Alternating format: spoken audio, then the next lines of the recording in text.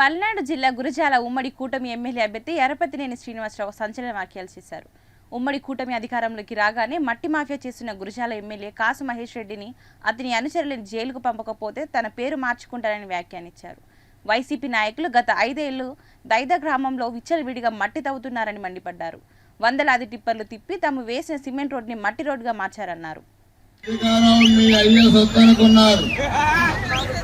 మట్టి తవ్వుకొని కనీసం మా రైతులందరికీ మట్టి రోడ్లు కూడా వెళ్ళిపోయారు. పొలాలకి ఈరోజు టెప్పర్లు ఇక్కడ వందలాది టెప్పర్లు తిరిగినాయి.